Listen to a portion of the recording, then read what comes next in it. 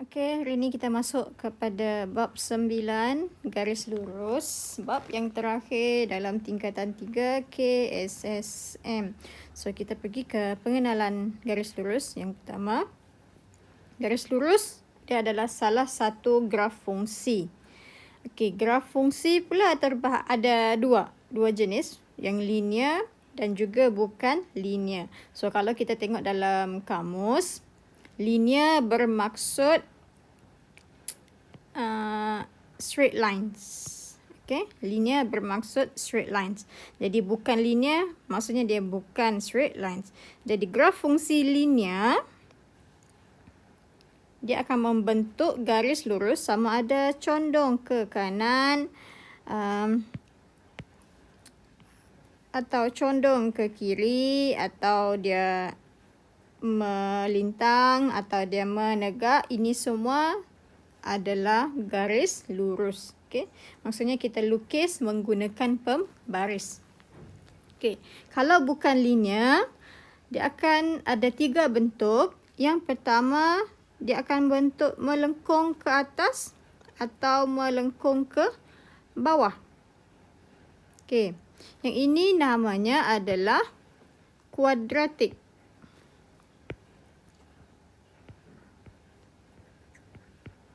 Okey, kalau graf bukan linear, kita tidak menggunakan garis, tidak akan menggunakan pembaris. Okey, kita guna tangan biasa sahaja. Okey, yang kedua bentuk dia Yang kedua bentuk dia seperti S. Sama ada S melintang atau S menegak, itu terpulanglah. Tengok pada persamaan. Yang ini namanya adalah kubik. Okey. Dan yang ketiga yang bukan linear, namanya salingan. So bentuk dia ada 2 graf tapi dia tidak akan bercantum. Okey. So untuk tajuk ini kita akan fokus hanya kepada graf fungsi linear sahaja. Okey, 4 gambar garis sahaja. Okey. So kita akan terus ke persamaan. Persamaan garis lurus. Persamaan yang asasnya adalah Y sama dengan MX tambah C. Y dan X di sini mewakili paksi Y dan paksi X. Ini paksi Y dan melintang adalah paksi X.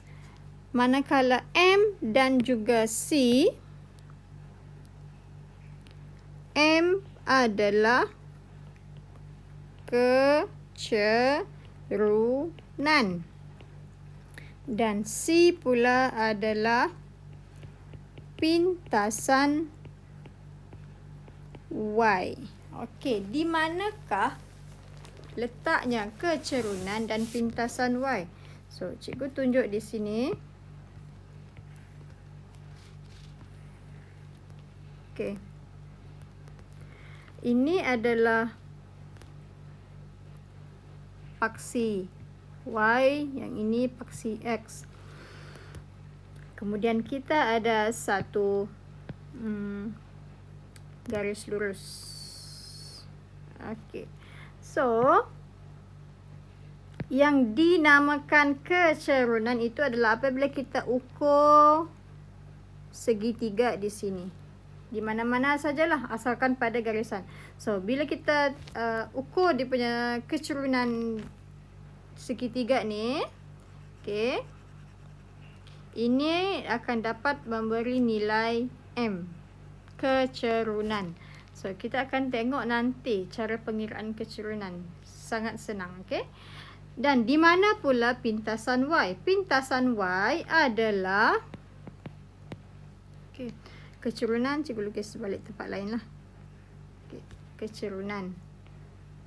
pintasan Y pula adalah titik yang menyentuh paksi Y. Titik yang menyentuh paksi Y. Di mana paksi Y? Ini. Yang tegak. Okey, yang tegak ini adalah paksi Y. So, garisan itu dia telah memotong paksi Y kan? So, di sini tempat dia sentuh.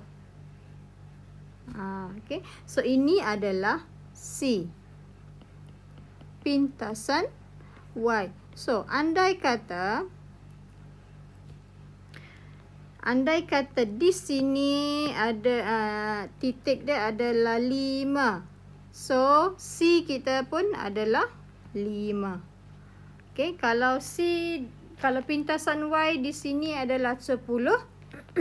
Jadi, di sini juga 10 dengan syarat. Okey, ada syaratnya. Syarat dia adalah Y tidak boleh ada nombor lain di depan kecuali 1. Dia sebenarnya 1Y. Okey, dia sebenarnya adalah 1Y, tapi 1 kita tidak akan tulis. Jadi, andai kata di depan Y ni nombor 2 atau nombor 3, nombor 5, nombor apa-apa saja ada nombor, kita perlu ubah, kita perlu buang nombor tersebut supaya di depan Y tiada sebarang nombor kecuali nombor 1. Okey, hanya nombor 1 saja yang dibenarkan. Barulah kita boleh tentukan kecerunan dan juga pintasan Y yang tepat.